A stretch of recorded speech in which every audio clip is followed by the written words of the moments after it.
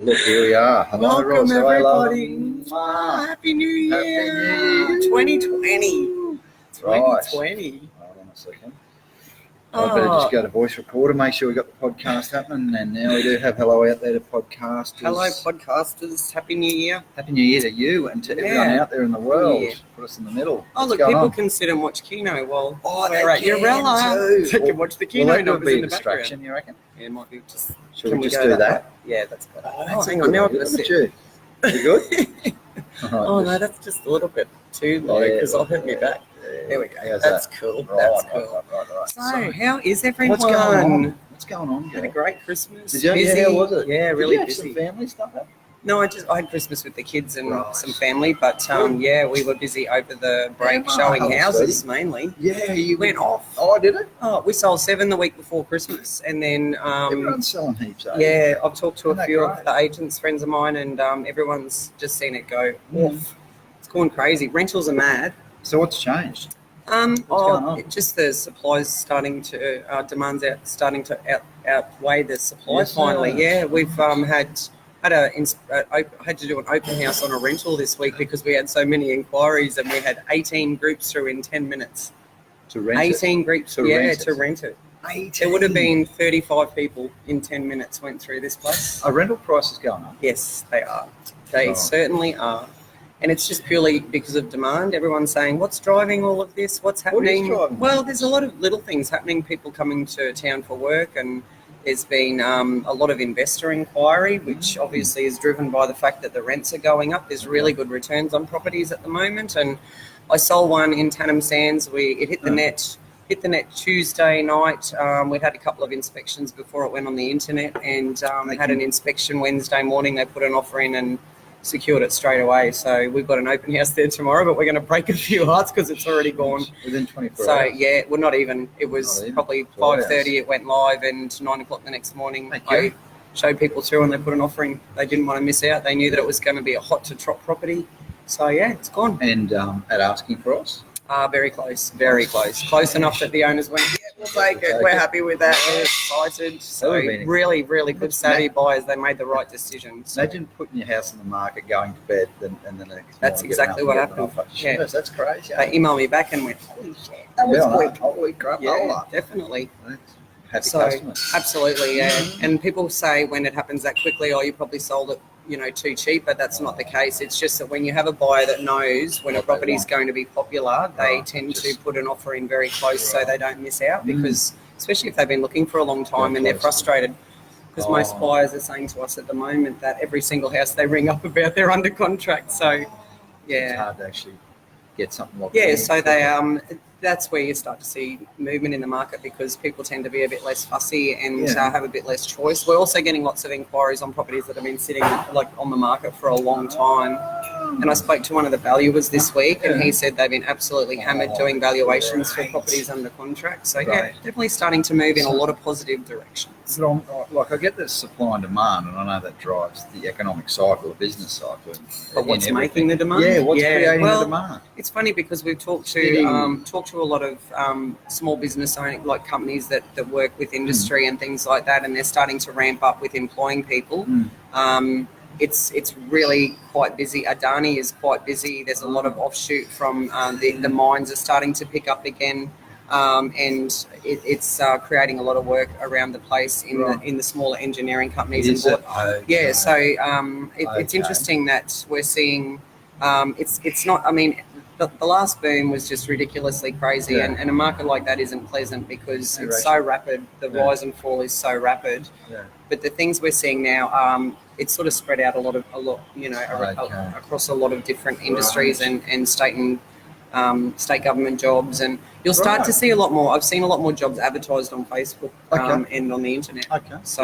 So jobs always generate a lot more interest in course. people moving to town. So course. Go, hello, affordability Georgia. is the biggest thing. Is it? Driving, everyone knows we're at the bottom and it's time to buy. We're getting a lot of See, people. to me, that seems to coming out be of rentals. probably more of a drive than anything that's changed industry-wise or Yeah, but you still need jobs infrastructure-wise. to create, to be able to Yeah. afford those things. And a lot, actually, incidentally, it's funny because a few of the houses I've shown and that have gone under contract, their kids that went to school with my children. So that next generation are coming That's through. what I mean, they're all born. young They're people. born. Zachy's born. It's Yeah, good. Zachy's That's born. great. Yeah, Good on you, Zachy. You got a unit. And there's 3 months ago. Well, there's a huge frustration around not being able to get a rental at the moment. So a lot of people are going to their broker or bank to see if they can spending afford. $500 million on environmental projects. Thanks, Stiddy. Thank you, Stiddy. And there's a lot of Stiddy. Am I allowed to call him? Of course you can. He was one of my groomsmen. Hey, look, it's Stiddy, and get this, Stiddy, we're sitting at Uralla, man, where you and I used to hang out. Where you met Jules? Drink lemonades together. Didn't you meet Jules here? Yeah. Like sitting in the tree out there, Stiddy and RJ. I used to open the batting with RJ. Oh my God. And then Stiddy come in at about 4 and make 200. I know, it's a history lesson. Welcome everyone that's joined us, and Happy New Year. Absolutely. So and you've been tripping around the world.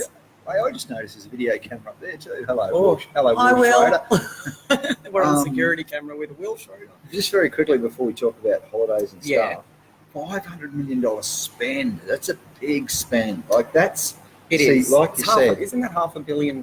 Yeah, $500 million. Yes. So $500 million sounds in a lot 3 years. more expensive. That's $500 million. And the thing about it is, and like you said, then that's engineering companies locally who are going to have to upscale to manage to deliver that work. Right. And there's a lot of other things. You know, the Calliope High School, which is due to open this year. Congratulations to everyone involved with that. Well done, Butchie too, because he and Linda from 1way7. I think she was one of the instigators. I she? saw her posting on Facebook. I'm sure it was Linda posting on Facebook today that that she got interviewed in the paper. Oh, great. Yeah, I'm sure it was her. Good on you. And I'm going to do a program for her soon for some of her young models on public speaking. Oh, are you? Oh, you're good at that. In public. You're good at that. Yeah. It's good. All young people should learn to be more confident with public speaking. Absolutely. We should teach it in school. Well, the solar farms are due to start construction, I believe, this year. The abattoirs as well. The abattoir out at, I think it's the old Aldoga site, somewhere, towards Calliope, somewhere out along there. There's also a lot of like the hospital expansion still. Like there's people coming to. I've actually met a few people this week who've arrived to help with the hospital construction and. Unfortunately, what I have heard though, retail is still really suffering. This time of year, January, is a tough time for a lot of retail. So support your local businesses. Hospitality. Yes. Because each time I drive around, like when we go somewhere for lunch or dinner, there's no one around. Like even if we have a look, here's packed because Urella's always popular. But mostly when I'm getting around, there's a lot of places that are not busy at the moment. Hey, you know what? Speaking of hospitality, I heard something very exciting this week. I'm sure it's public knowledge, or I wouldn't have heard it from Rick. Rick's the owner of the Central Lane Hotel, and we went there.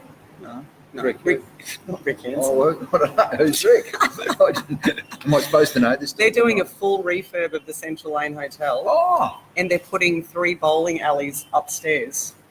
They're doing actual bowling alleys. Is this the one that's...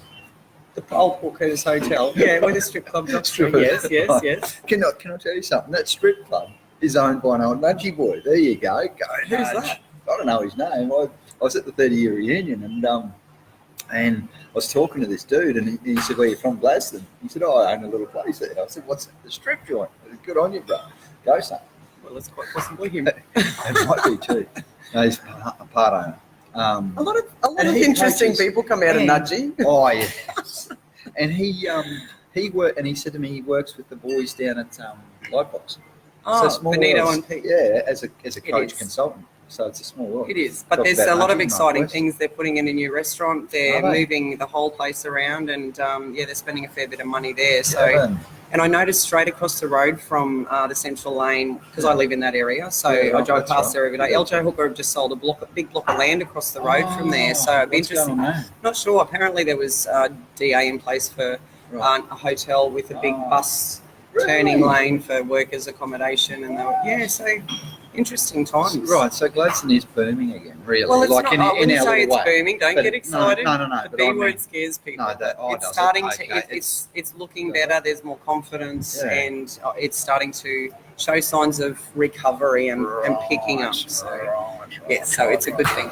It is a great thing. We're allowed to use the word B. Is that right? Boom scares people. Honestly, it's a boom. We say it's a boom bust town. I think we'll be a long way off ever having a boom like we did Right. in 2011 and 12 ever again. We're going good though, by the sounds of it. Yeah. I know people are spending on our work, and so when people spend on our work locally, we know that the town's in good shape because our work is what we call an elective spend. You know, like you don't need to do leadership training. Some stuff's not so elective because it's mandatory. It's like eating out, like you said, Absolutely. hospitality. It's an elective you tend to spend. not eat out as much. You wind and- back in January Yeah. because you're paying for Christmas. And at the end of the day, businesses wind back on their elective spend, like leadership and public speaking training, when they start tightening their belt. Yeah. That's one of the first things to go, right? Yeah. And so when people are doing personal development training with us, we know that the town's in good shape, which is great. And it has been actually for a year or two, believe it or not. Our business has always been lucky enough to keep growing. And, You're a very well-known local celebrity, and everyone knows you're really good at what you do, so that always helps. thanks, So. girl. And speaking of which, Mr. Guinness, Right. you and your beautiful wife, Holy Julie, shit. have just been over to Cambodia. We did our local pilgrimage to Asia in January of this year. It was our was fifth Asian country in 12 months. Wow. Japan, How did it compare then? Oh, it compared very closely to, say, Bali and Vietnam. Oh, really? And Philippines. Yeah. And what's your favourite Asian country that you visited then? It's probably, well, it depends. So they've all offered different things. Yeah, it's too hard.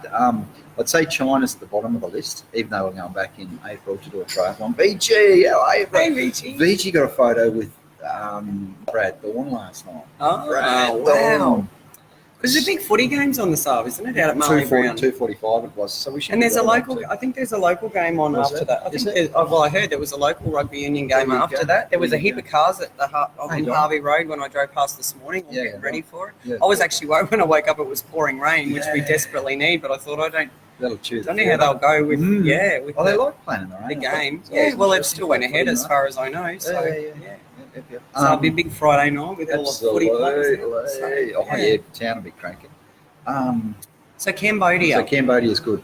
It's a poor country, and it's steep. A lot of those Asian countries would That's be what I mean. Philippines, Yeah. Vietnam, even Bali to a degree. They're still in Cambodia. They're still really poor. Whereas Japan's at the other end of the scale.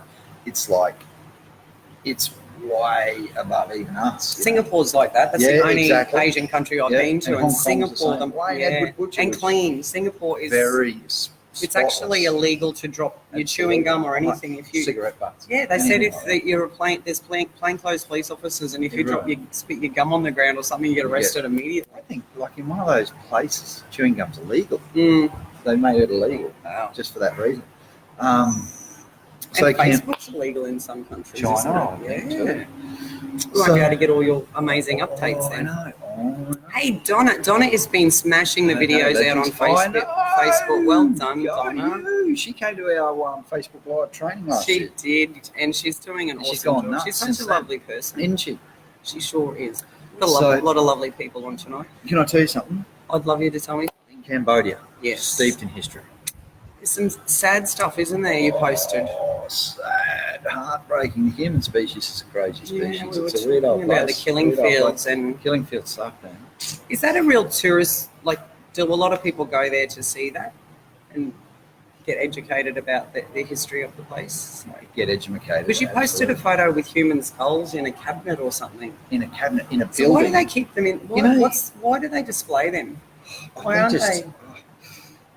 to, I suppose, remind us right, and to give us the full sense and the full picture of 3 million people Wow. slaughtered in Cambodia just because they were Cambodians. That's and smart heartbreaking. Cambodians. Yeah. And their own people doing it to their own people. Yeah, that's awful. Out of isn't 8 million people, which is what their population was in 1975, but by 1979, that had gone from 8 million to 3 million. And that's actually not that long ago. You're not talking about the Stone Age here. You're actually talking within our lifetime. Since that we were born. happened. Since we were born. How Oh, sad is that? Welcome, Shelley Shelley. Holzheimer. She will be busy this year. She will be, especially with a couple of. Is there more than one election? There's a local council. There is. election. I think there's a council March. and state. Is that right, Is it Shelley? state I think election? there's a state Help us election out. this year. Yeah, right. And Sarah Luna. Hello, girl. How are you? Hope you're well. So, did you go on tours, or can you just access these places when you go over to Cambodia? So this is my suggestion. Do the temple tours. So Angkor Wat. Did you know that Cambodia's got the biggest temple in the world? Wow. Yeah, crazy. Angkor Wat, and that's what everyone goes to Cambodia for. And that's just one of their 100 temples. Wow. The kings commissioned these temples that took years to build. These Wow. things, I should post pics. These structures, ornate structures, 1,000 years old. It's crazy. Our history like the tiny drop in the ocean. Oh, you go. Hey, Dan, We got 100 years. Oh, and it's actually crazy because my aunt and uncle this year went to Morocco, and I watched while I was down. I stayed with them when I was recovering from my surgery this year, and they showed me all their photos and slides and everything of their trip, and they were talking about the same thing about the history of Tuscany and Morocco, like all the buildings and and that's alcohol. I think you can't just drink anywhere. There's only certain places over there. We're talking about Facebook's ban. Well, in those, a lot of, I think it's Islamic or something countries. Sure. Yeah, they so there's a lot of strict rules over there, but the history is and then my sisters and their hubbies traveled to. Oh no, my sister and her hubby, my older sister, they went to Egypt. And you want to talk about history? You start talking. And she was saying about when you see the pyramids and you try to work out how they actually built these huge things with no machinery or crazy. Yeah, it is. Same with the temples. Same. Crazy. Oh, unbelievable. The infrastructure that they built back then is really crazy. Talking about boom and bust, it would have created a lot of works for people. It would have created a lot of work. There would have been thousands of people working on these things. Yeah. And not a lot of it was slave labour. You do see the word slave labour in the history, but not a lot of it was. So I'm guessing it created work. Yeah, well, it would have, and I mean, it wouldn't have been like you said, would have taken years to build those temples. Absolutely. And aren't they really the detail and the ornateness of all the? Yeah, it's crazy. And how do they even get up that high? So they start with these big concrete blocks or sandstone blocks. They've got to move them with horses or bullocks or whatever they had put back them way then. up in the sky, I know. and then get up to them and then chip. It's like the pyramids are like that. And I look at them, I'm like, how the hell did they do that? Crazy. And we complain nowadays if the internet's too slow. And Anton. She one of your employees. Yeah, Lisa's my office manager. She's away at the moment, Hello, Lisa. How are you? She's tuning in to and catch Steve up. And I miss you, Lisa. Steve and Jackie from WA. Oh, hey, we're going over to the west. I'm sure we're very interstate. So it was a really amazing trip to actually be sort of around 1,000-year history and then the killing field. So and then just your normal stuff day to day in the cities in Phnom Penh and Siem Reap and we went to Koh Rong Island, which 5 years ago was sand. Oh, really? Now it's like a tourist mecca. Oh, wow. And get this, hello Anza, get this, and my favourite story from the trip, two Aussies, only Australians could do this. Yes. Turn up in Cambodia 5 years ago, before Cambodia was a tourist attraction. Yeah. So it's become tourist in So the it's last more 5 years. westernised now. It has now, very, very westernised. And especially on Koh Rong Island. Now, Koh Rong Island's this beautiful island. It's so nice. These two Aussies are just cruising around in a boat around Cambodia. They bump into some local. And he says to them, this is a true story. It's on the internet. Apparently, I haven't Googled this full story. If it's on Google, it must be Must true. be true. So he turns up and he bumps into this local, and this local says, I own 2 islands just off Koh Rong Beach. And you can have both of them, $4,000 each. Wow. True story. And these guys go back, get $4,000 out and go and pay him $4,000. Those 2 islands now are worth, you can just imagine. So they built resorts and things on them? Not only resorts, exclusive resorts. Wow. Like your like Dan, Angelina Jolie resorts. Oh, okay. Like can't celebrity. Yeah, Celebrity wow. Happy 2020. Yep, 2 elections, local in March, state in October. Excitement building in the Burnett and Butcher camps. Oh, Shelley will be going hell for leather this year. Go to the Burnett and Butcher camps. So anyway, these 2 guys. So did they go over there? They moved over there, obviously, and built these places. You'd be amazed. So the dude that runs the hotel we stayed at on Koh Rong Beach went there for 2 nights 5 years ago. And he's still there? Never left. Oh my God, and imagine what they're worth now. Met a Chinese girl, and yeah, that's right. Imagine those islands. But this guy, 2 nights, met a Chinese girl. She's now pregnant, and so but there's no medical facilities on Koh Rong Beach. No, you can't even get a doctor. Wow. Their pharmacy is a shelf about this long. Oh my God. I know, yeah. Wow. And I got sunburnt there, so I'm looking. Well, at least you didn't eat a bad donut like your last holiday. Know. And they've got dengue fever. Hey, John Sorority. John! I They've have to got get John back on this year. Oh, absolutely. And they get worms Oh, they would get worms. on this island that get under your skin, apparently. Oh. And you've either got to cut them out or do something. Or get back to the mainland and get some stuff. Good afternoon to the Hey, Guins and Ros. John. Roses. Oh, roses. Roses. Oh, roses are the way to a woman's heart or something. Diamonds. Paul, please don't, mate. So Yeah, it was a good trip. Learned a lot. Learned a So, lot. and you do learn a lot. And you actually, it's always good to come home and obviously, Reflect. work out how lucky we are in this country. I think that was the secret. Yeah. Hi, Paul. And you've travelled a lot through your whole kids. Like you've done a lot of travel with your kids when they were little, and yeah. So And they didn't want to come to Cambodia. I was going to say Offered 'em. they. Oh, They're big so now. you and Jules just went, and Just they didn't me want and to go. Jules, Okay. What third world? Was there a country. reason? Yeah, boring. Oh, no internet. Temples. Yeah. Oh, there was internet. Who wants to go and see 2,000-year-old temples? Ah. It's a play on your names. Oh, Guins and Ros. Oh, Guns and Ros. Oh, I like that. Guns and Ros. You're a smart man, John Sorority. John, you are. You way too Give smart than you us. might want We to could- give Insight Tribe a plug for this year. Today's John, theme if you is- want to please give Insight Tribe a Katie Marie. we're actually doing a catch up from Catch up. Christmas and New Year, and And a look ahead to the I'll look goals. ahead to the 2020 year. Big year. Even though So we're it's a good 21. chance to give Insight Tribe a plug on here. You let us know what you're doing for this year, bro. Yeah, that would be great. Because for the second half, we're going to talk about goal setting and what our goals are for the year and what your goals are for the year. And we're going to ask people to make commitments if you're willing to. Yeah, definitely. What you're committed to, and we'll make our commitments for the year. And my question to you then, because I said I was going to ask you So a the few kids questions. first, though. Kids first. Yeah. So, what do you think? And I know they chose not to come on this trip with you, but how important was it? Do you think was it for them to be cultured and go on those trips? What have they learned? Do you think it made them open their eyes a little bit more to what they had at home? Because how old were they around about when you started travelling overseas? 10. So that's pretty young. Yeah. And you got two boys, Two so boys. just to clear up 10 that up and with 10 and anyone 11. who may not Yeah. know. Toby and Zach. Yeah, good lads. And And did you do more European countries first, or did you go straight into the Asian countries? first thing was a cruise, Vanuatu. We did that. Oh yeah, we did that. Kids loved it. Yeah, exactly. Yeah. Cruise ships are pretty fun. How'd your kids go? They enjoy it? Yeah, they loved it, and they were only little too. They were about the same age actually. Yeah. So yeah. So Zach came back, and since that cruise, since 10, his favourite food has been that, what's that, snail? What's that? I know what you mean. What are they called? Escargot. Escargot. Yeah. Like it's a 10-year-old. What's your favourite That's food? crazy. Escargot. Oh, that's hilarious. WTF. He wouldn't get that often either. No, would he? that's right. And we look every time we'd go to a capital city, look for it. We could never find it. Escargot. Like who eats that shit except if you're on a cruise ship, right?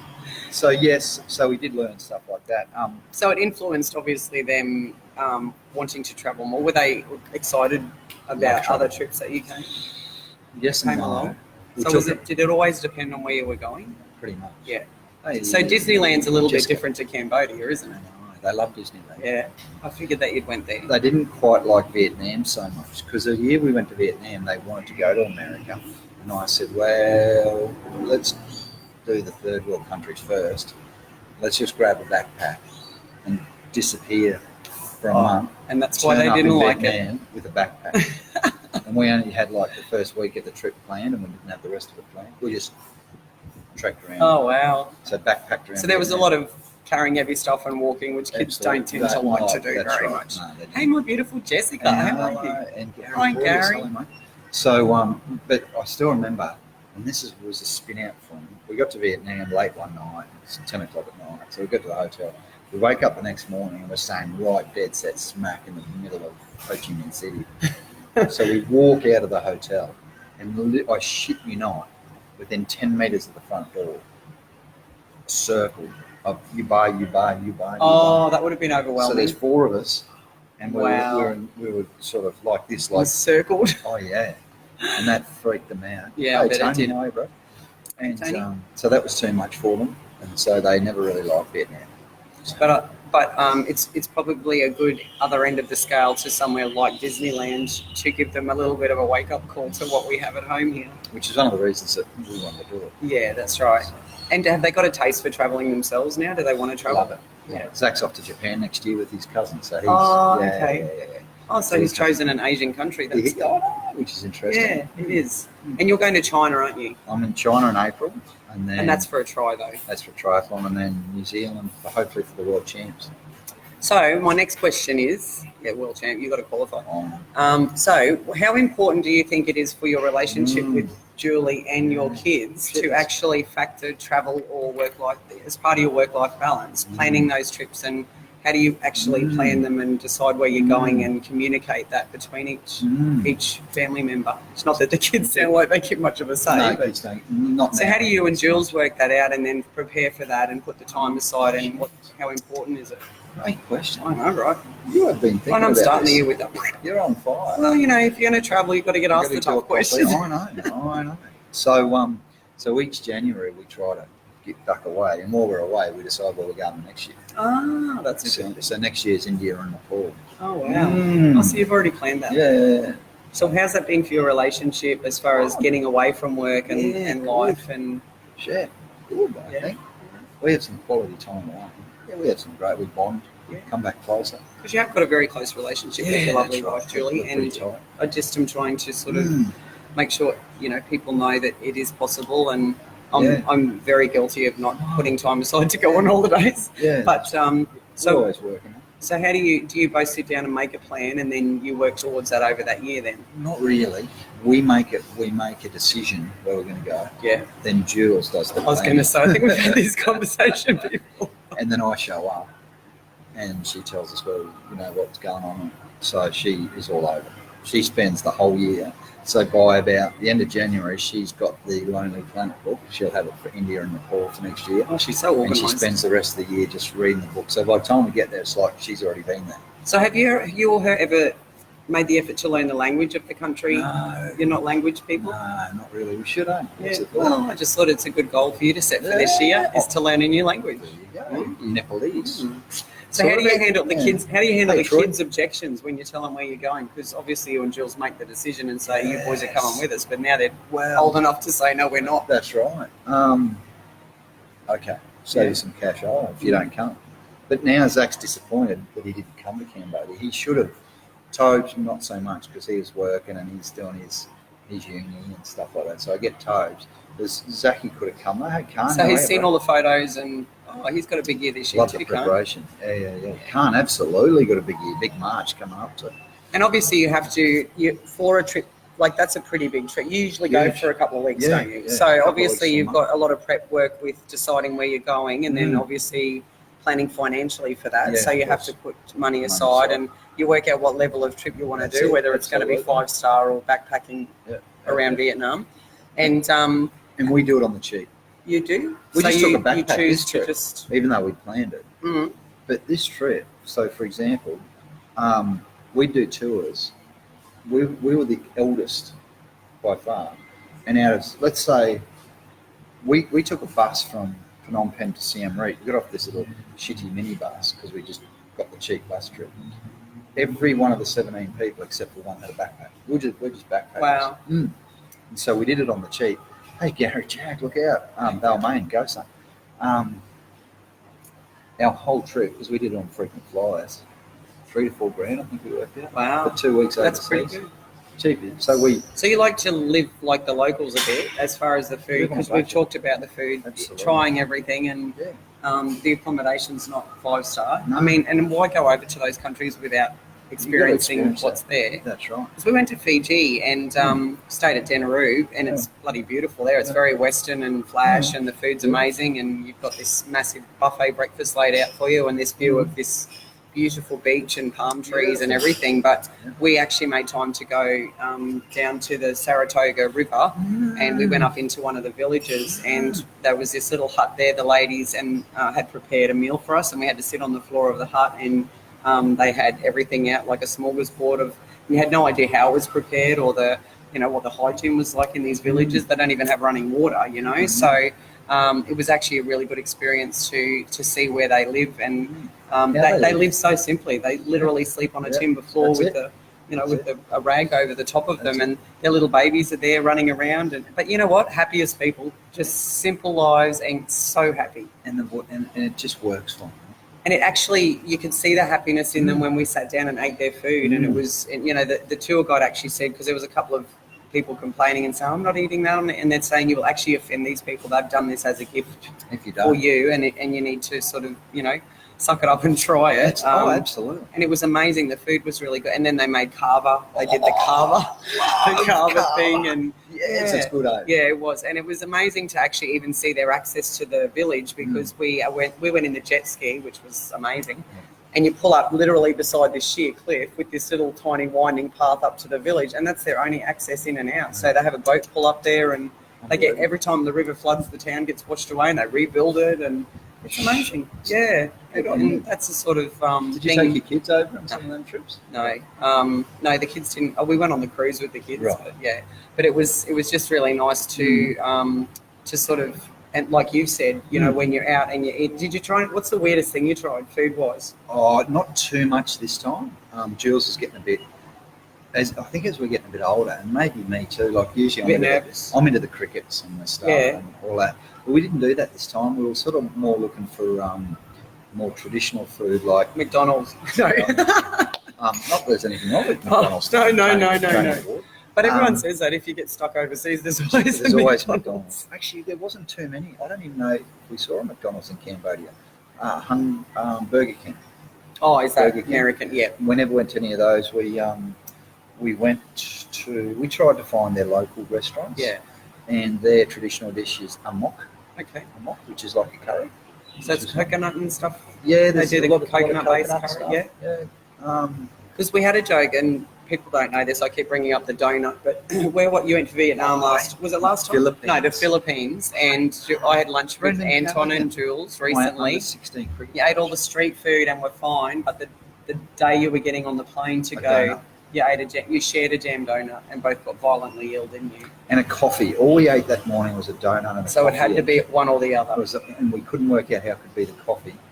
So we think it was a donut. Because Jill said the donut tasted a bit festy, so maybe it was. It did. She always said that. Even though when she had it, she said, "Oh, this tastes a bit manky." So I wonder if it was yesterday's for me. It possibly, or it could have been the preparation. Who would know? But Yeah, that's right. yeah, you always got to take roll of the dice when you're It eating took me a week. I had to present. anywhere in a dash Australia. out It's the same. food. Yeah, it was terrible. I think it was a bad plane ride home, from what you told me. Yeah, very, very average. Very rough. So yeah, usually like I say to Jules, we're going to get out in the street food. So one trip we did to China, we actually stayed literally in a hotel next to markets that were like a block long, and all they were the street. Just the street food. Street food. Yeah. So we'd have a chicken on a stick, Yeah. little animals on a stick. Yeah, little animals. You don't know what it was. I know, we didn't include some of them. They looked like birds or finches or something. And then a Pigeons. cricket, and then a cockroach or something. Yeah, centipedes and Yeah, all that sort of yeah, jazz. wow. So it was good fun. So if someone's never travelled before, Right. what's your recommendation as far as, do they start simply? Do they go somewhere that's familiar? Like, is there some places that you felt safer than others? This is what I'd say. What's your budget first? Mm-hmm. So to me, it comes down to budget and what you want to see, And what level of holiday you want to have. what do you call it? Um, Comfort. yeah, Comfort. Comfort. What level of comfort Glamour. you would like? Yeah. Do you want to go glamping or do you want to go, glamorous, for example? That's why I think we're pretty cost conscious. So it's frequent flyers over there, frequent flyer points. So your third world countries, if you're happy to do a little bit of that poverty stuff and know that there's a lot of poverty, go to third world countries in Asia. Live like a local. Live like a local. Yeah. Tuk-tuk rides are, $1. You take your life in your hands a bit though. Yeah. Not really, Ros. Oh, really? I've got to tell you, Asian people, you come back from Asia after a couple of weeks there, and you're a nicer person Oh, wow. until you get back Australianised. Yeah. Uh, So they're not very nice people. even the driving, there's no road rules. Like you imagine. There's no give way right to your right or anything, is there, Not over really. there? There's 4 lanes of traffic. and they just all pull in when they need to. Merge. This person let them in, or they'll be going. These person like Oh wow. you push bikes. You're right. You go. Oh wow. None of this road rage. Horns are for. Oh my God, that's Horn- amazing. Hey Tony, horns are for. Hi Tony. Hi Catherine. Brendan. Horns are for information. Oh. I'm coming. Oh, Oh. thank you. Wow. Not for road That's rage. really interesting. Mm. Wow. So you'd be amazed. When they live so simply. And what's the accommodation like when you live simply over there? It's actually not bad. We probably did 3-star Mm. because even 3-star in Cambodia was probably $30 a night. Gee, that's cheap, isn't it? Yeah, Wow. cheap as chips. Yeah. Wow. And actually, I think on Koh-Rong it might have been $50 a night because that was a bit upmarket. So you can do it on a budget. And did you start by going through a travel agent, or did Jules just research it herself? Yeah, she's a planner. She's a detail girl, so she's always done it herself. Oh, awesome. That's good. So you're off to India and India and Nepal. Nepal next time. Yeah, so a week in India, so we'll do the Taj Mahal. So apparently, so Jules tells me there's this triangle of stuff to see in India. So Yeah. you go to these 3 towns, and then you go to Nepal, and then you fly over Everest, I think, or something. I was going to say, because You go near Everest or something. knowing you and your triathlon, you probably want to climb it while you're over there. Oh, wouldn't that be great? Yeah, you would love to do that, I'm sure. You'd die, I think. Yeah, you I'd say, yeah. Yeah.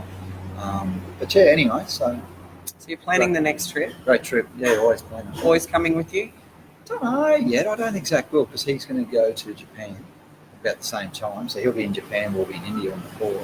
And I don't know what Tobes will do. Probably not. Tobes is probably finishing his degree and stuff. So. Oh, awesome. Well, that's Mr. Guinea's travels for That's it. for the end. Well, it was That's it. was it New was the New Year? You And went this to end of the New year. Yeah, So you yeah. did- So it'll be yeah. 2020. So you were here for Christmas though? We were. We left on 26th. Oh, that's right. So we have done Christmas away, but we did Christmas in Vietnam one year. And we actually had Christmas lunch in Vietnam. What was that like? Oh, lunch was good.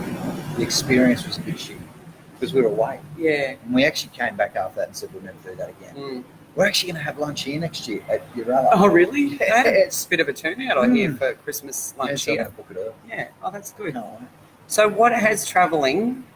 done for the family. What has it taught you about our country and your lifestyle, and made you appreciate? How lucky we are. Mm. That we have way too much stuff. You don't That's a need good as much. lesson. You don't need as much stuff as we've got. It is just stuff, isn't it? Yeah, you don't need as much road rage as we have. Mm. What about people? It's easy to be happy. You don't need much to be happy. You reckon? Good lesson. You don't need much to be happy. People just smile in some of these Asian countries. Like they got nothing, but they just smile all the time. We take ourselves a bit too seriously. Yeah. Like over there, it's just. I suppose they're always laughing and everything's a joke. More relaxed. Yeah, very relaxed. Everything's pretty comfortable. And I think that's a really big lesson.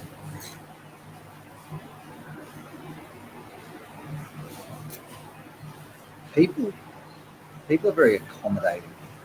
Nothing's too much trouble. That's a good lesson. Nothing's too much trouble. What can we do for you? So, do you find that's changed you as far as being more like that when you get home? It does for about a month.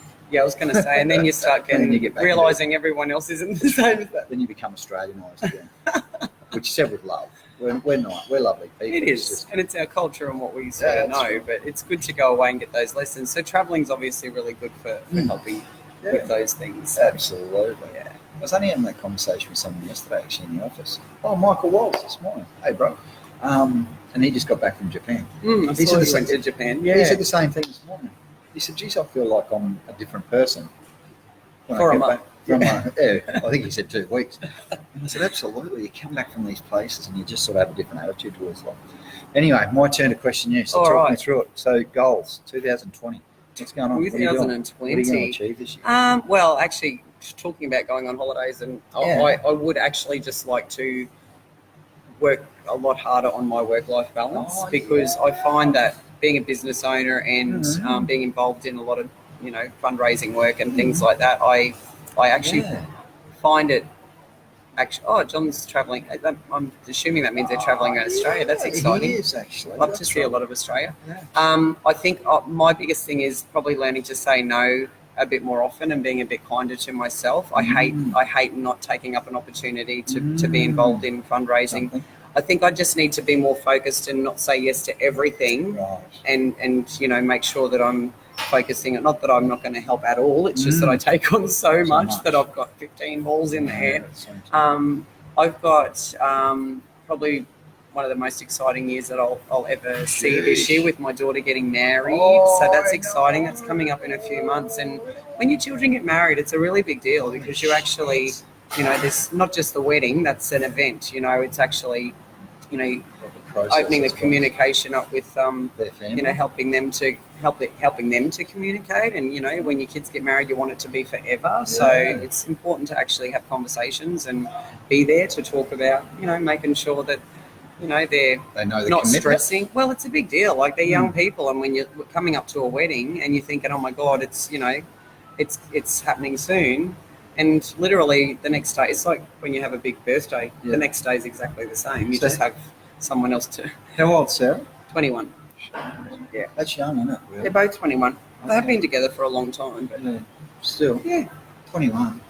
But you know what? It's funny, because I was talking to my mum about that the other day, and she said, I keep thinking she's so young. And I said, Mum, how old were you when you married Dad? And she said 19. 19. Yeah, that's right. Back then it was a bit. Well, it was. And back then there was a lot of different things to consider. But, What age did you get married? 24-ish. 24, Something like that. Yeah, so... you were young too, weren't 21. you? Yeah. See, there you go. Look at you and Jules. Oh, I know. Look at you and Jules. Great example of 25 years how amazing it can be. Yeah, I can. So, obviously, this year with working on myself and continuing with my coaching and training and relationship coaching. That's it. And that's one thing I would stress to anybody is the time that you can put into self-development and self-love. And see you, bro. Bye, John. Oh, the man walk. John's going on the man walk this afternoon. Yes, that's so right. for anyone out there that's interested in doing some I think walking, you put something up here earlier you did where it is. Man walk this afternoon. I think they meet down at East Shores. I think it's East Shores. Peter Forrest, mate. Yeah.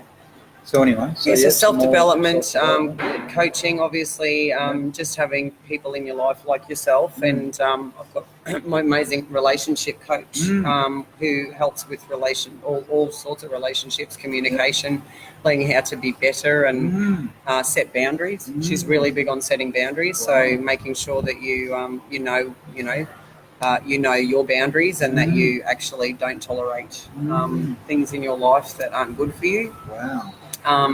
And it's good. You actually think those things would just be common knowledge or common sense, but they're actually not. As far as the teachings that she gives, it's like you. I was reading one of your safety books the other day, actually, and when you talked about having your accident and you were a young guy and you admit that you probably made a bit of stuff up for it to happen. Unless you're actually told those things and shown them. It's exactly the same as your own life, when you set boundaries and also know what's good for you. And, when you're looking at training or coaching or getting better at public speaking, you can source someone like Anton out. So that's my plan this year, is to keep working on myself and my business and my relationships and getting better at things that I want to get better at. What's Brendan's plans for this year? So Sarah's getting married. What's Brendan doing? He's just ticking along and is he in a relationship loving life. Or is he single? No, he's single. Single? Happily Good single. on him. Yeah. Happily single, yeah. So are my two boys. Nancy, how are you, girl? Beautiful Nancy from the Lightbox. Righto. So yeah, it's probably it's the end of a decade. It's a new decade, so it's a really good time for new beginnings. New decade. And have you got any new beginnings? What's the new beginnings this year for us? I guess just making plans for what direction I want. That obviously want to get more into the public speaking sector, which we've been working on, and there's some opportunities that have come up there, and I guess just putting a plan in place to make sure that I've transitioned so much over the last few years and had so many changes personally and professionally, and just making sure that I set times and make decisions. I'm a real anxious person. I suffer from anxiety. So What's that? Oh, I just always have suffered from you? anxiety. Yeah, Sure. I overthink and I'm a people pleaser, and Sure. yeah, so you have to work on those things. That's what again my relationship coach helps me with, is when you actually, don't overthink and don't think too far forward, and you only plan for what you can control. I always find that I used to overthink things that were out of my control. So when you are looking at, and I find you're a very relaxed person with things like that, and probably having Julie plan things helps with that. Yeah. You need good people around you.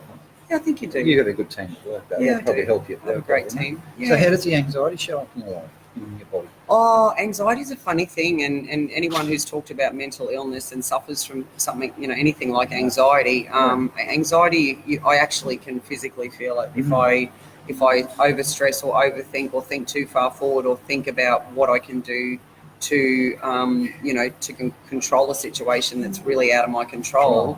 My heart beats faster, and you actually can feel hot and sweaty, and you actually have physical reactions, and it can get bad. Sometimes I've suffered from reflux, and you can get a stress headache, or so. I've learned to obviously control that over the years, but anxiety is something that is a lot of people suffer from, and it's a really hard thing to control. Tim, hello team. Tim Hey, Churchill. guys. Oh, a fantastic human being, and so great is people. Lauren. Yeah. So I think with overthinking and all that sort of stuff, you can, if you tend to suffer from anxiety. So what do you do to manage it? I've got help. I've had help with, like I said, with my relationship coach and counsellor, and you just learn to, I guess, work out what triggers it. Right. Is a big thing, and people in your life are one of the biggest triggers. And if you find yourself being triggered in particular situations and the same person keeps popping up, that's a really good. Oh my God, the beautiful Denise. Denise has just started a fantastic Facebook group for empty nesters, which I'm so proud to be a founding member of. She does some amazing things. Yeah, like for women whose kids have flown the coop, and that's a big deal, apparently. it's a huge deal. I heard about it. I've got a mate who was telling me about that the other day. It is a and his wife, huge deal. His wife's suffering. A lot of people suffer, especially if they've been so involved in their kids' life. I think I've found it can go either way. Some people just go, they're gone. I don't have to do dance lessons or sports anymore. No. And then other people are so dependent on having a relationship with their kids, and they're used to having their kids around, that when they're not there all of a sudden anymore, it's a real oh my God, what do I do now? I actually just went, bam, filled my time with everything else, because I thought, what am I going to do when I don't have to drop the kids off or go to sports, and my life just filled up very quickly. Right. But I know some people who were so dependent, like mums who our kids went to school together, and they severely suffered when their kids left home, and they were actually it was really evident to a lot of people around them that they were at risk of having empty nest syndrome. And they really didn't know what to do with themselves. Their whole lives revolved around what they did for their kids, that they really suffered from it. And a lot of people have to actually go and get professional help, because it's almost like a postnatal depression. I was going to say depression. A mate of mine mentioned depression last night. We do, Denise. We do need to support each other. We do. And he didn't pick it up in his wife at the time. It's only on reflection, because he's a male. He's like us. He probably didn't have the foresight or that awareness. There's a Facebook page. Yes, it's Australia, if you're looking for it. Yeah, cool. I think it's a great idea, Denise, and a lot of people do really suffer when their kids leave home if they don't have, and this is where it's important, I suppose, leading up to knowing that that's going to happen. And a few people that I've known, they just thought their kids would always stay in town and would still be around, but the kids couldn't wait to leave, and they go to Brisbane or wherever for jobs, and then they really suffer because they're not geographically close enough to still see them regularly, and they're so dependent on always having their kids close by and having that close relationship. I've actually seen it break up a couple of marriages. It actually the mum suffered. Mum suffered so much that she just couldn't. And it's been really sad to see that it's actually affected, because they was, like I said, the mum was so dependent on having the kids there, and their whole life revolved, every waking moment was just about their kids. And I think it's really important for us to actually do things for ourselves and have a life ourselves. And when you know that's pending, the kids getting close to leaving school, you need to start going out and doing stuff for you and on your own, and it's not selfish to actually spend time on yourself and do things for yourself, whether it's play a sport or, join a craft group or go to a gym or CrossFit, or, there's a lot of things you can do as a mum or a dad. Well, can I ask you this? And the walk that John's doing this afternoon, that's what that's about, is men having an outlet. He's going with that. He leads that. Oh, there you go. He did the first man walk in Gladstone. The man walk is a great initiative, and it just gives men an outlet. They go and talk to guys maybe going through the same thing. Stuff. Yeah, and it's something that we all encourage. I had one of the most emotional conversations at that man walk that I'll never forget, about a guy who'd been through a whole lot of stuff, which I won't share now, but it's just so sad to see how it affected this particular guy and the loss of a child, and you never really get over that, and he never did. And I just felt so sorry for this dude, and it was nice that he could talk about it and could share that moment with him. But just very quickly, back to empty nester syndrome. So you mentioned particularly, so you said mums and dads. And dads, yeah. I think the thing that for Jules and I, so I remember the day we dropped Toby off at uni and I cried all the way home in the car. I thought Jules would I did the same thing on the plane. So Jules said, get out, I've got to drive. She said, you can't drive. You're just an idiot. And I was, right? But the thing about it is that with Tobe's leaving and Zach was going to leave, one thing Jules and I sort of said was, because we have a good relationship and we like each other's time, we do stuff together. We felt that there was not as big a hole to fill. No, because we fill each other's cup anyway. So, what's your perspective on like the marriage in itself as a relationship, in relation to the relationship with the kids? Does that make sense? Oh, that's a really great question, I have to say, because I actually watched a movie recently, and it made me realise how many movies start this way, where the son or daughter or kids or whatever, the last one leaves the nest and goes off to college. And the movie I watched particularly was American. What was it? It was the new Netflix movie. It's got one of the girls from Sex and the City is the main character, but the story is actually about the son. First scene, basically, the son walks out the door and says goodbye to mum and dad. I'm going off to college, and she's upset. And then when he leaves, she actually says to the husband, now we've got me time. It's time for us and to spend together. I booked us this amazing holiday to Africa. And he actually turns around and says, I want a divorce. And she's like, oh my God, what? And he said, well, our son's gone off to college now. I've just been hanging in there until he leaves just to make sure he doesn't suffer. And he actually divorces her. And I thought, even though it's in a movie, I've seen it affect, so many people, marriages where the mum's busy off doing stuff with the kids in sport, or the dad, whichever way it goes, and the dad's off working and earning a living and all of that sort of stuff. And then all of a sudden the kids are gone and they have to talk to each other. They've got nobody else. You and Jules have a strong relationship, and you've developed that and kept that going, even with the kids in the house. But I think a lot of relationships stay together because of the kids. I'm in a lot of a couple of support groups for actually women over 40 who are divorced or separated or whatever. And there was a lady in there the other day that actually asked a question, whether she actually asked the group whether she should stay with her husband because things weren't going well. And she said she'd actually in her mind set out a plan and said that I've worked out if I can, because her daughter's 2, she said if I can work out that if I stay until she's 10, then she was thinking she would be more mentally prepared to handle it at the age of 10 than if she left him at 2.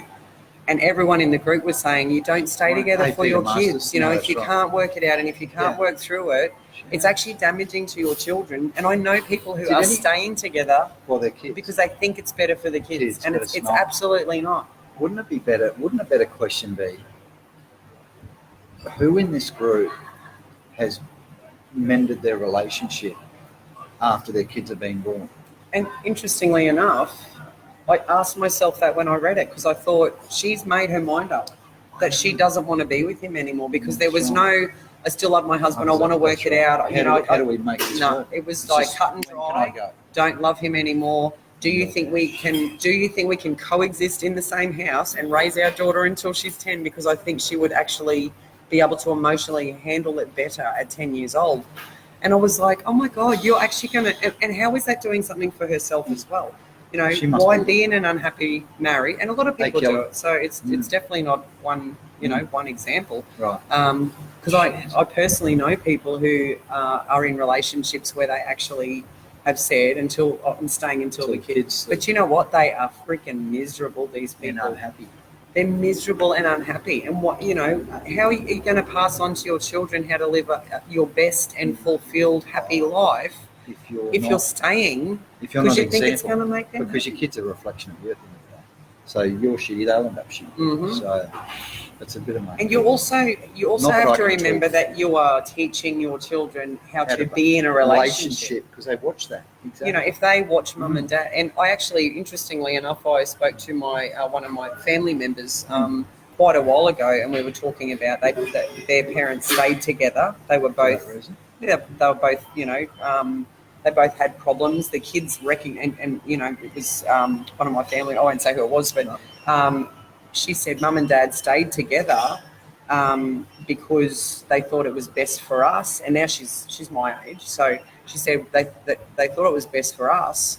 But she said, I just wish they'd have just divorced when we were little. Because when we were little, they wanted a happy mum and dad as well. They could tell their parents were miserable.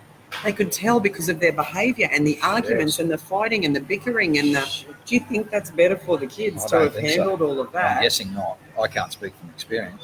Teach them to find happiness and accept what they enjoy might not be for everyone else. What does that mean? Talk me through it. Well, teach them to find happiness and accept the what kids. they enjoy. Yeah. Accept what they enjoy. Not accept that what they enjoy might not be for everyone else. Oh, yes. Okay. Cool. I'm going to leave you with that one. So anyway, that was good. Yeah, it was. Thanks Denise. So now back to Empty goals. Nesters Australia. Back to goals and stuff. So there might be someone's goal for the year. Could be a goal. Please post your goal. This is happy. what today's about. Please post a commitment if you're willing to. Would love to. I'm sure there's a few people in here who would be happy to do that. Because Denise Whalen, Donna Ellis. I say to people, Glenn Butcher, he might have a goal to win the election. Yeah, that'd be Butchie's big goal. Or to get something over the line in relation to a project or something for Butchie. Even a personal goal, if you want to run a triathlon, or if you want to join CrossFit, or if you want to paint. I want to learn the piano, for example. Have a better relationship. Yeah, but I'm going to work on myself and do self-development. That would be a great goal. Or do a leadership program with the Guinea Group in 2 weeks' time. There you go. Come and do that. Come and spend 2 days with us living the dream. That's right. I'm going to buy a house. Oh, are you? No, that's what that might be a goal. I was going to say, well, that's good for you. I want to get into Are you renting at the moment, or did you buy? No, I bought a house, yeah. Right, cool. Love to hear some of your goals and what are your goals, Mr. Guinea? Oh, too many. Let me give you the top 2 or 3. You want to win a world championship? I want to get to the world champs. Yeah. So let's start. Let's start there. So that's a goodie. So we need to get to the world champs, which is November. Race for our country. Australians, all let us rejoice. That would be great if you represented Australia. There's nothing worse than missing out on the opportunity when it's close. Because it's only in New Zealand, so it's a hop, skip, and a jump. And to represent in the green and gold. When you hear the anthem and all that sort of jazz. Oh my God, you would pretty cry. Special. Oh, you do. That would be amazing. It's such an emotional experience. So that, now, Jules and I have gone plant-based. Have you become a vegan? No, please don't ever use that word with me because I don't like them too much. Because they seem very, very opinionated. How long have you been doing that? that? Sorry to all the vegans out there. And that's said with love to the vegans. They just seem like they're... So put that in layman's terms. What are you not allowed to eat? Animal products. When did you start? January 10. Monday this week. So in about 7 days, you're going to start to get real cranky. No. And in my office, he went vegan, plant-based. Who did that? Ben. Did he? Is he vegan? He was a champion. No, not anymore. He's not. Since 5th of January. Oh, vegetarian. Yeah, all vegetarian. So there's so many different. Yeah, there is, isn't there? So there's vegan, there's vegetarian, there's whole food plant-based, it's called. Oh my God. And then there's pescatarian. So confusing. I know. So pescatarianism is vegan that eats fish, right? So or okay. or sea products. So you can be choosy vegetarian. So you Of can course. choose to be which level of vegetarian. And most people do. Because Ben was telling us today that he knows More somebody. more time We were with family. talking about. Oh, that's And a good. week on a yacht and a with Sundays, 3 grown-up kids. Oh my God, I can so see you enjoying a week on. And then a there's yacht. a flexitarian. Absolutely. Hello, What the Karen hell is a Walker. flexitarian? 80% vegan, let's say. So you flex a little bit. So you might have. Oh, so that's might the have flexible bird. That's like, You might oh have my God, I eggs. slipped up last Might night have and had cheese. tacos. That's right. Yeah. Okay. Well, tacos are probably more vegan anyway. Well, Ben was telling me about someone he knows that is like not just doesn't eat meat, they don't actually wear any animal Leather products. Your belt. products. Your belt. So that's Yeah, true your shoes, veganism. like the soles of their shoe, like they're I don't know what they're called, but so Donna said mostly vegetarian. I was going to say wankers, but With the with the exception of special events where other foods are not available. that's it. So you're one of the vegetarians who isn't going to be difficult when you go to a function and they've got no other option. That's right. So you So you don't have to eat the napkin. That's right. Exactly. So plant-based whole foods. That's is, a polite vegetarian. I reckon. When Donna just Yeah, said exactly. flexitarian. They're the most polite type of vegetarian. How are you finding it, Donna? Because Donna said vegetarians. What's your experience, girl? And what can you eat and not eat as a vegetarian? Your title of vegetarian. Is it no meat products, no eggs, no, or is that No, vegetarian's more different? just meat. So vegan is no animal products at all, right down to So no bells. milk? No milk, no eggs. cheese, no eggs, Okay. no meat, no fish, no chicken. Yeah, I'm sorry. No. There's no way I'd give up Yeah. dairy products or beef. I No grew up dairy. on a beef farm. How can I give up meat? I know. It's interesting. Plus, I live on protein, so how I would Wow. you can only eat so much. Wow. That's the big What do you thing. call that? Tofu and stuff. What? Now, How are you finding it? here's the thing. Where do you think the animals get their protein from? Yeah, from vegetables. From plants. Yeah, but I'm not going to eat grass for the rest of my life. How boring is that? How can you give up No. a steak or a reef and beef? That's right. No, good call. Good call. Where do you think we're going to try it? Where do you think the animals Hello, get Kerry. Kerry Stories Atherton. about how you go. Oh, look, so So- Donna says no dairy, no... Oh, that's vegan, isn't it? No That's- dairy, that's no more- eggs, no meat. Well, that's probably more vegan than vegetarian, but hey, that's vegetarian too. Okay. Obviously. Thanks, Dom. Love you, Sharon. Love your contribution. How are you, Kerry? What's your goals for this year, Kerry? Yeah, Kerry, Karen, we're it talking sounds about way goals. too complicated. I love all food. Me too, Karen Whitaker. Karen So it's a Whitaker, bit I hard. It's a 100% agree with you, and I take my hat off to anyone that commits to Donna, that's it. flexitarian, vegetarian, vegan, whatever. Pescatarianism. But I'm standing up for the beef farmers Go the here, beef and farmers. I'm going to say, Go the hand on beef heart, farmers. I will never ever give up my steak Go you. because there's a lot of farmers out there who are struggling right now, and I'm standing up for the beef farmers Go to the beef farmers. and the egg farmers and the dairy farmers. Absolutely. Get into So it. sorry, I'm never No. giving those things up. Don't be sorry. Get into it. Mm. I'm going to try not to eat it because I just want to. We are live, Kerry. Yes, we are. It's our first Friday back I'm not eating for the grass. new year. So We'll stop including retail this, products. Kerry's the same as mine, self-care. Oh. That's her goal. Yeah, no, that's good. So that's number one for us. So is that your goal for? That's Jan- one of your just January. goals. Oh, Just so January. just January. Okay. Oh no, but we're going to do it. If Okay. it's good, we're going to do it forever, which would be nice. Love you both. Happy New Year. Mwah. Love you too, Kerry. So And each she's month- not overcommitting herself. That's what it is. We got the same goals, Kerry. I just said mine before. So 2.0 upgrade of the Guinea, Anton Guinea and Guinea group. 2.0. So we're just committed to some. Does that include rebranding? Are you rebranding? Not so much rebrand. Well, yes. We've got we're going to invest heavily in consulting this year because we need to take my exposure next level. So we're going to. That's exciting. Watch this space. Watch this space. The Guinea group. Watch this space. Guinea Group 2.0 and Anton Guinea 2.0. So each month we're going to have a focus on something different. This month it's about plant-based. Mm-hmm. So the Triathlon World Champs 2.0, which starts with plant-based and monthly goals. And I'm doing a psychology degree. So Oh, Yeah, I want to do a psych degree. Chantal, Chantal, exactly. Chantal, Yeah, who we've we been in interviewed. Yeah, I spoke to her this week. She's lovely. Oh, she's fantastic. So that'll be our 3 big goals for this year, and of course all the TGG goals, which are financial and client numbers and all that sort of stuff. So. Got to set Oh, those goals for your business, hey? Yeah, Hey, Kim. Got a massive year, so really excited. Oh, thank you. Oh, so much. Anton is speaking at Stories of Hope. Yes, when are we doing that, Kerry? Yeah, I'd love to. I Love so it. want to come down. I'm actually going to be down there in February, Kerry. I don't know what I wonder if we dates. could video it. I don't know what dates you are doing Stories of Hope, but I'd love what day, to yeah, come what to date one. in Feb would you like me to speak? Yeah? Can't wait. Looking forward to that. That'll be fantastic. I'll be down your way then, I think. So I might have to come by. If you can give me the dates for February, that'd be awesome. Yeah, I don't even know what it is. So that'll be good. So do you and Jules, as a couple, set goals together? So when you're looking at, okay, what do we want to achieve apart from your business goals?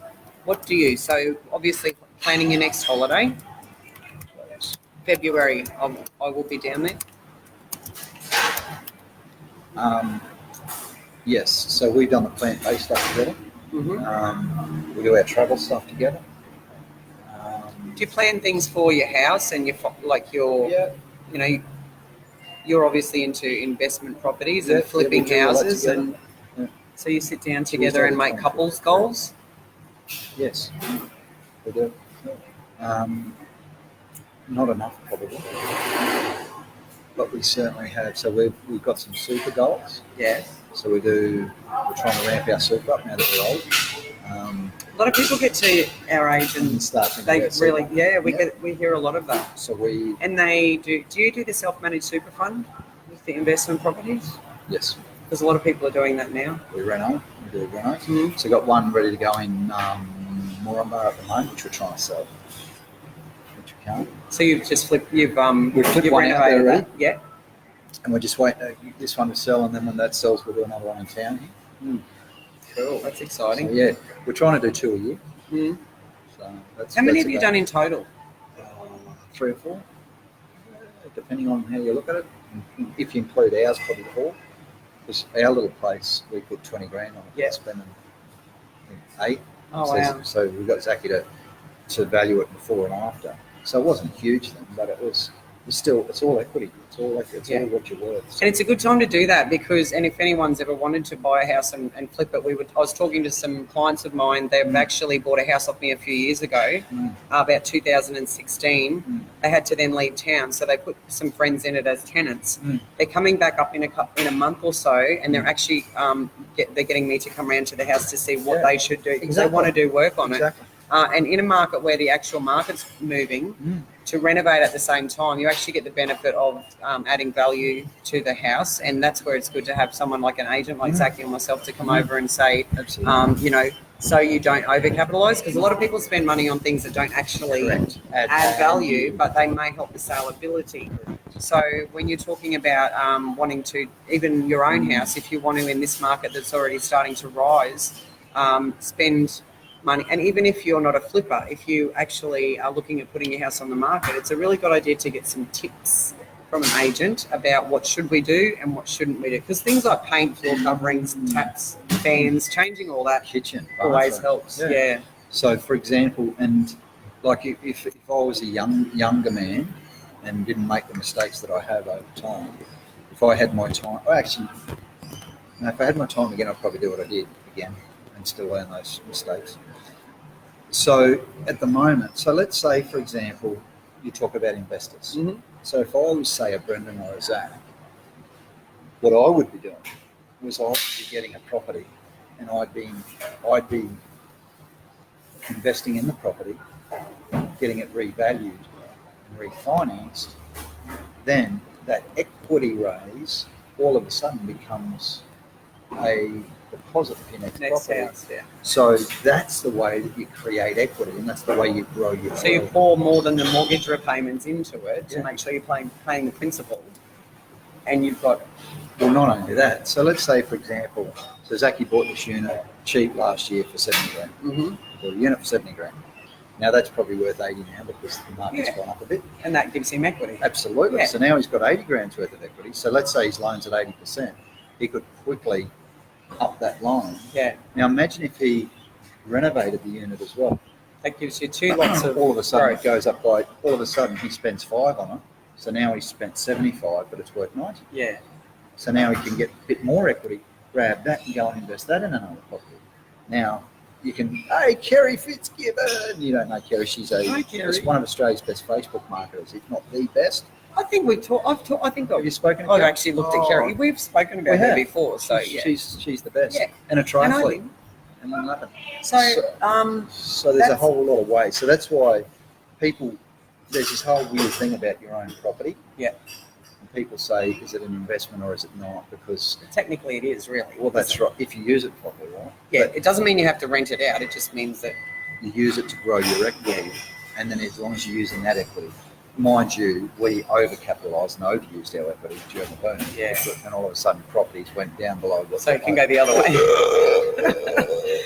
So, And you've got to be careful when you're doing that. You've got to be careful. And this is where I saw a lot of people put all their eggs in one basket with buying multiple the next one and the next one and the next one, all in Gladstone. Yeah, don't buy them all in the You same know, place. so you need to make Hey, sure you're team, getting. loving your info. Thanks, Gary. Loving you too, Lots of girl. love hearts. Oh, she's beautiful. Yeah, so you got to make sure you don't put put all your eggs in one basket and depend on one market area, because when it that's- goes down, the whole lot will And go that was our down. mistake. Yeah, So so- we And I actually had a client who bought a couple of properties, and they had a good, obviously good, smart financial advisor who told them to buy in Gladstone and Wollongong Yeah, at the perfect. same time.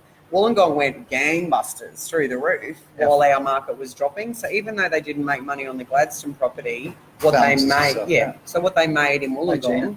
actually made up for it. So Kerry, you know, so we're very well quickly, over an hour. I don't know. we? Sorry, shit, we have to. So Kerry did all the marketing for our workshop that we did at the same Oh, it was And she's gonna brilliant, market the Kerry. next one as Oh, well, so. awesome. Well, hopefully I'll get to meet you because Oh. I may need to do some work. Absolutely. Oh yeah, she could do some advertising for it. What I was going to tell you was our first renovator was Wollongong. Oh, really? 100 grand. Oh my God! Yeah, Wow, we did 100k that's awesome. with an 11k spend on a. You were you living there at the Yeah, time? yeah. Oh, so you were able to Renovate be our own there house. and do, yeah, So no capital gains. because that's where you have to be careful of. You know, you don't want to be renovating when it's not in the same geographical That's area right, as that's you. right. So yeah, that's where you more need to just depend on the market. Absolutely. There you So, go, Kerry. You might get a new client too, by the way. So Ros might be a client of yours. So Definitely. Ros wants to do some speaking. We better start wrapping up, Mr. Guinea. She'd love to I'd meet love you. to meet you too, Kerry. And you. Oh, just kick the table. She's Sorry. one of them. She's a bomb, this girl. We'd love everyone to keep commenting and sharing their goals for this year, and Absolutely. it would be lovely to see what everyone's got planned. And we're going to surprise everyone this year and try to get a lot more guest speakers on. Absolutely. Oh, Donna's here. She's just said, guide leader for qualification for camping and canoeing. Learn more about diabetes and stroke, plus the effect nutrition plays in prevention and recovery. Continuing my knowledge.